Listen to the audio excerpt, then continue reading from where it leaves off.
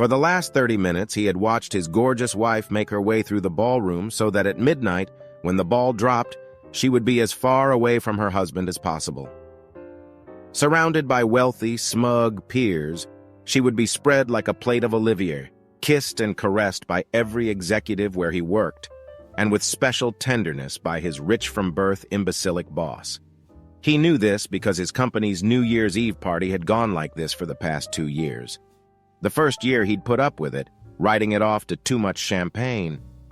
Last year, however, the horn had sounded too loud, and he'd started making preparations. Feeling a tug on his coat, he turned to face Deirdre, Josephine's best friend and co-conspirator. "Happy New Year, Mike," she exclaimed, reaching up to pull his head in for her annual pity kiss. He barely touched his lips to hers before he pulled away and looked into her brown eyes. Deirdre was another socialite, a trust fund baby like his wife, from an even wealthier family than Joe's family. He expected to see the easy smirk she usually bestowed on him, explaining that she knew something he didn't because she was a pillar noblewoman, like his wife and his boss. Instead, he saw 2 new emotions, pity and concern. "Mike, don't take this so seriously. She's just exchanging kisses, an old New Year's tradition. She'll come back in a little while, no worse for wear, and show you again how much she loves you." He looked at her skeptically. Deirdre tried to reassure him. "She does love you, you know. It's just that she's very outgoing and lively and impulsive, and you're intellectual and silent. Sometimes she needs a chance to be with others more like her, but spending time with them only makes her love for you stronger." "Okay, Deirdre, is that why she spent the entire Christmas party in her company under the mistletoe with her co-workers? We go to her Christmas party and she spends the night dancing and making out with her firm's executives. And here at my firm's New Year's Eve ball, she spends the entire night dancing and kissing, no, sucking, with my firm's executives. So by making out with everyone at the party except me, she begins to appreciate me in a new way? That's an interesting concept. Tell me, is this another New Year's tradition of kissing George the imbecile a dozen times? Or is it just her way of showing her love for me since she knows how much I hate that bitch?" I had to hand it to Deirdre. She had enough self-control to be embarrassed. She couldn't take my stare, so she looked away and tried again. "Mike, I can see how upset you are, but you have to understand." "Don't you, Deirdre? I think I do.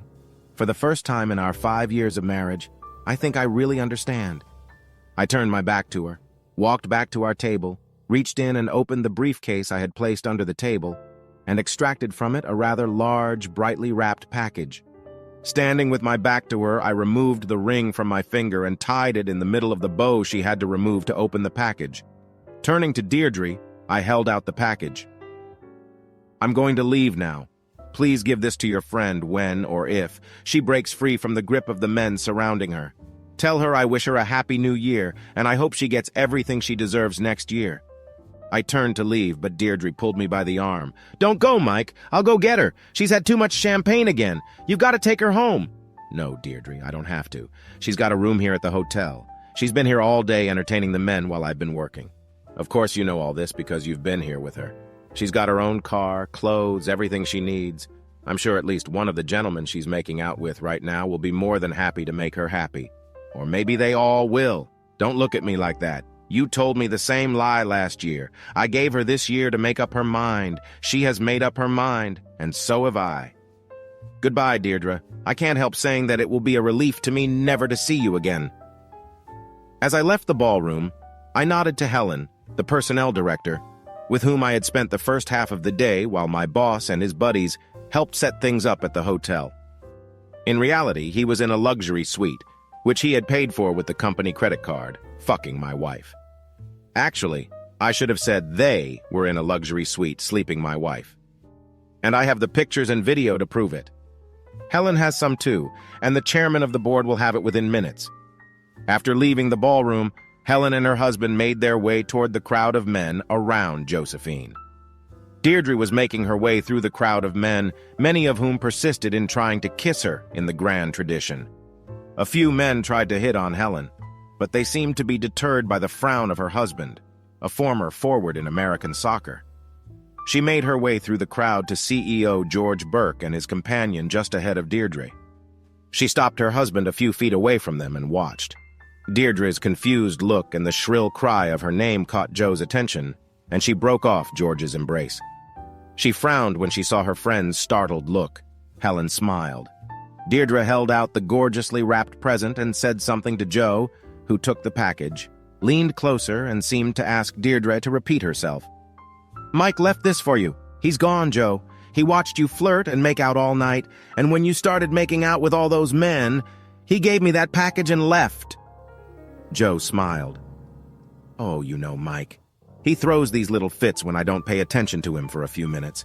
I'll come home, apologize to him, fuck him like a fool, and everything will be fine. He loves me. See, even when he's angry, he leaves my gift. Let's see what it is." "Joe, I don't think it's a present," Deirdre began, but Joe was already busily untying the ribbon to open the package. As the ring fell to the ground, she paused, frowned, and asked, "What's this?" George bent down, picked it up, held it out to her, and smirked. "Isn't that your husband's wedding ring?" She stopped tearing the paper, looked at him puzzled, and took the ring. She looked at Deirdre, who muttered, "I tried to tell you." Joe started to tear the wrapping off the gift and found a white gift box inside. Relieved, she smiled, shook the box, said, "It's heavy," and began to cut the tape on each side with her fingernail. When the tape on the third side ripped, the contents of the box fell out and scattered on the floor. She squatted down to pick up the fallen glossy sheets. Others squatted and picked up the ones that slid down beside them. Suddenly, everyone froze. Joe's eyes widened and she screamed, "No!" That shout caught the attention of those around them, and more people came into their circle. Deirdre's eyes widened incredulously, too. She looked up and saw the look of horror on George's face. He picked up a glossy 20x 30 centimeter color photograph from the ground that lay at his feet, pressed it against his expensive suit, and involuntarily shouted, "What the fuck, Joe?" Loud enough to be heard by everyone in the vicinity. Everyone looked at the pictures lying everywhere and saw Joe having sex with persons other than her husband. There were many pictures of Joe and George, as well as Joe with other executives at the firm where Mike worked, with Joe's co-workers and bosses. They weren't enough to cover all the positions of the Kama Sutra, but Mike had done a good job of selecting photos that proved Josephine didn't mind having vaginal, anal, or oral sex, with men, women, or toys, and in any combination or quantity. Faced with the photos of her sexual adventures, Joe fainted. She fell on her back, and only George's slip-on shoe kept her head from hitting the tile floor and possibly giving her a concussion. Deirdre knelt down beside her, lifted her head, slapped her face lightly, and screamed frantically, "Joe, Joe, you're all right, Joe. Talk to me, Joe. Are you okay?" As both women lay on the floor, the others began to pick up the pictures and look at them. One woman turned around and hit her husband as hard as she could as he looked down at the picture he was holding. "You're a whore. No wonder you don't have the energy left to satisfy me." He stared at her in stunned silence until she swung her purse and punched him in the right eye. He clutched his eye, screamed in pain, and then collapsed to the floor as she kicked him in the balls with her pointy-toed shoe. The woman knelt down and began methodically going through the pictures on the floor. She paused, looked up and stated, "You bitches who are married to the management of Taylor & Son might want to take some of these photos and check them out. There are pictures of other husbands in here, too. If you want to save money on a divorce attorney, give me a call and I'll see if I can find us a group rate." 9 other women kneeled down and started looking at the photos, and the men started backing away. "There are flash drives in here, too," one of them announced loudly. "There's no telling what's on them." "You lousy cheater," yelled at the well-dressed older man. "Remember our prenup? You're broke, you bastard. Baby, I'm sorry, it didn't mean anything. She kept hitting on me, and eventually I gave in, but it was only once, and she wasn't as good as you anyway, and—" "You lying liar," the blonde shouted, holding out 2 more pictures. The blonde got up off the floor and went at him with murder in her eyes, waving the pictures around and swearing at him profusely. He stepped back, then turned and ran away. The other woman sobbed, clutching one hand to her chest and waving a photograph in the other. Her husband, hiding his face in his hands, was sobbing too. The man pulled out the photo, holding it up to the gorgeous woman standing in front of him, and said loudly, "So you're bi?" What the hell is this? You kept telling me I'd never get a threesome because you'd never be with a woman. She blushed, turned, and ran off, wobbling in her 10-inch heels. Another woman picked a half-dozen photos from the pile and was calling out names as she walked toward the center of the ballroom. The puzzled woman stopped her, picked up a photo, stared at it, and turned to her husband with a look of murder on her face. He began to back away and she trotted toward him, waving the photograph.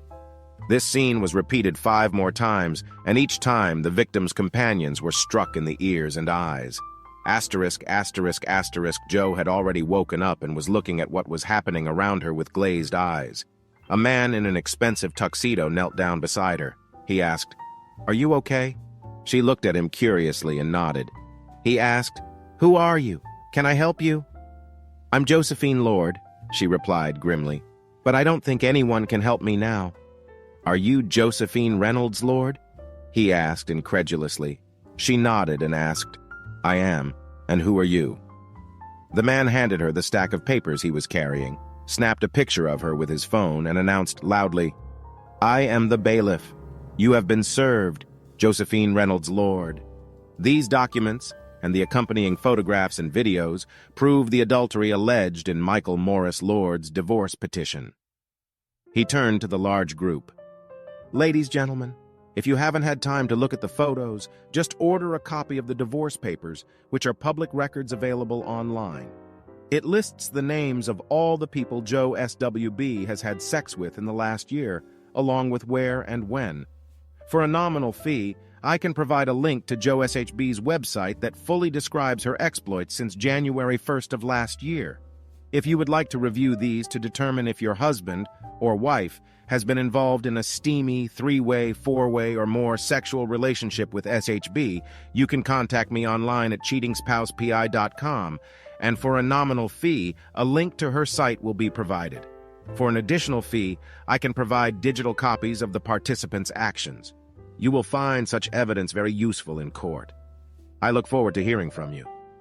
He bowed deeply and walked away, leaving tears, fear, and panic behind him. Hell would apparently be waiting for him for this stunt, but he was very, very well paid for it. Besides, this was New York, and his office was in New Jersey, where his family was very influential. Joe was still holding the divorce papers in her lap, reclining in her friend's arms, her mouth open in bewilderment. She looked at the faces gathered around her and saw hatred, pity, anger, and anxiety. The inevitable admiration, lust, and envy she had known all her privileged life was completely absent, and the enormity of her loss and shame was finally apparent. She clung to Deirdre again and buried her face in her friend's chest, sobbing inconsolably. George Taylor ordered his minions to pick up those damn pictures and burn them. Looking directly at Helen, he ordered, "I want a letter of reprimand to Mike Lord on my desk on Monday, with the dismissal papers underneath." With a neutral expression on her face, Helen stated, "I'm sorry, Mr. Taylor, but Mr. Lord resigned this afternoon. He gave 2 weeks' notice, used the vacation you signed last week, took all his supplies and materials, and left the building. I will not accept his resignation. I will fire him after reprimanding him. He will never work in this business again." "Sorry again, Mr. Taylor, but he met with the chairman of the board before he left, and your father accepted his resignation. Mr. Lord already has another job with one of the firms he consulted with. With your written permission, sir." Taylor's face was so red that listeners and onlookers feared he was going to have a stroke as he muttered loud curses at his father and Mike Lord. Helen and her husband watched his embarrassment with glee, clasping each other's hands in delight, naturally maintaining a neutral expression. Mike Lord was driving from New York in a brand-new 4-wheel drive Chevy High Country Suburban with a 6.2-liter turbo diesel engine ordered over and above the standard equipment. He had specifically ordered the SUV in the fall as soon as the new models became available, and he had it delivered yesterday. The navigator said it would take 24 hours and 32 minutes to get to his new home in Austin, Texas, on the route he had chosen. He knew it would actually take the better part of a week because the country boy from Idaho was going to absorb the culture of the rural states he was about to drive through. Once he got to Virginia, he intended to forego the main highways, take the country roads that John Denver sang about, and visit the small towns in the Carolinas that Mary Chapin Carpenter sang about. He was going to taste the homemade jellies and jams sold at roadside stands and small local stores and eat where the locals ate, away from the highways and the rushing, bustling people and the lifestyle he had grown to hate. Their checking and savings accounts were separate, but not until after he bought his SUV. Since she had earned 10 times as much throughout their marriage, an $88,000 car would do little to even the score, but he was happy to use at least some of her money to buy it. Under the terms he'd offered, he would keep his investments and retirement funds, and she would keep hers. He'd leave her the penthouse and no claim on her trust fund if she accepted his generous terms and signed the divorce papers within 10 days. The radio was tuned to Sirius XM's best traditional country music station, the Roadhouse. Joe hated country music almost as much as he hated retro music, so the next station would be classic vinyl. He was his own man now, not the ignorant cuckold she'd made him out to be for at least 2 years. He'd taken his life into his own hands when the New Year's ball dropped last year and had spent the entire year getting his thoughts together. Perhaps Taylor and Son would survive his departure, but he highly doubted it. Operating under George's inept leadership and stripped of the many design improvements and patents Mike had brought to the company over the past 5 years, he expected it to collapse within a year or two. He smiled at the thought, knowing that his work had generated over half of the new sales and profits in the previous year, and that he had the best designs and design improvements ready to go as soon as his new company could get up and running. Oh, his old boss, the current chairman of the board and George's dad, Randolph Taylor, would probably sell the business before it collapsed, but George would be exposed as the inept charlatan he was before that happened. The thought of that made him smile. Tonight, he had made George and his own whore wife look like immoral and unprincipled scum of society. Over the next year, he would expose George's ineptitude as a businessman when his new company would crush his old one like a bug that had just been smeared on the windshield. Thinking about it made him smile. He wouldn't mind being a bug on the wall, witnessing when Josephine's parents found out about his antics at the ball. Helen had already called him to tell him how wonderful everything had turned out. The fact that she had scattered the pictures all over the ballroom was beyond his wildest dreams, even though he had purposely made the box so that it would fall apart when the film was cut on 3 sides. Her parents had looked down on him from the beginning and were dismayed when their precious, perfect daughter decided to marry him. After all, he didn't even have an Ivy League education. The fact that an engineering degree from the Colorado School of Mines and a master's degree from the University of Michigan made him highly sought after in his field meant nothing. Better a liberal arts education at Brown than such a mediocre pedigree. He smiled, thinking of the destruction he had wrought and what he would produce in the future. Deirdre and her husband Albert drove Josephine home. As soon as they entered the house and she looked around, Joe began to sob again. On the way home, she rehearsed her speech to Mike. She had to explain that her affairs meant nothing to her and were not hurting their marriage. It was just a vacation, or an attempt to influence decisions that concerned her and Mike to make their lives better. Recreational sex only helped them, she explained. It brought her libido back under control when it raged, and she learned things she used to pleasure her husband to diversify their love life. It sounded ridiculous even to herself, and she knew Mike wouldn't buy it. Truth be told, he was a real stickler for marriage vows. Even talk of swapping partners or role-playing with others infuriated him. Why, then, did she think he'd buy the crap she was going to sell him? Deep down, she knew her marriage was burnt out. But when she walked into their apartment and found all his stuff gone, she realized she'd fallen into a hole she'd dug herself. She sank to the floor, crying bitter tears and cursing her own arrogance. She had no ready explanation for her actions because she never believed she would be caught, and if she was, she would convince her sweet, naive husband to forgive her. For 3 years she had been successful, and tonight he burned both her marriage and her reputation to the ground. The week went by quickly for Mike. He cloned his SIM card before tossing the old one into the dirty city snow so he could initiate contact. But no one could interrupt his journey through the Old South to his new home in Texas. The emails he customized were sent out all week. Spouse after spouse received an individual email with an attachment, and marriage after marriage was burned out. The thought of this result brought a smile to Mike's face. The letter to Deirdre's husband had been mailed yesterday. Thinking about Al's response made Mike smile broadly. Jo was responsible for her own actions, but Deirdre's account of the pleasure of her personal experience as a slut, her friends' entreaties to share the joy by spreading her legs, had really influenced Jo's decision. It was day 4, and back in New York, Deirdre and Jo were sitting on the couch in their apartment. It was now their apartment because Al had kicked Deirdre out after receiving an email and watching a video. It contained 5 snippets of sexual activity and an enlightening conversation with Jo in which they described their conquests and pleasures and listed their lovers by name, occasionally laughing at their clueless husbands. Albert forwarded copies of this conversation to each of the wives of the named women, if he knew them. And he knew most of them. The fire was spreading, and Albert smiled as he watched the flames. Things were no better for George. His father had fired him and disinherited him. In fact, he had fired all the senior executives who were responsible for the firm getting a black mark because of their actions, and was acting CEO while his new VP of Talent Development and Attraction, Helen, recruited top executives from all over the world. Mike passed the Martin Luther King Boulevard exit and prepared to turn onto Cesar Chavez Street. As he drove past the Austin Convention Center, he saw Lady Bird Lake on his left, crossed Congress Avenue, and pulled up to the exclusive high-rise apartment his new company was providing at 70 Rainey. The rent on the apartment was paid 6 months in advance, giving him time to find the house with the trees and lawn he'd longed for. Once he was settled, he would buy a dog and start looking for a new companion who would be reliable and who would enjoy setting up house for him and their children.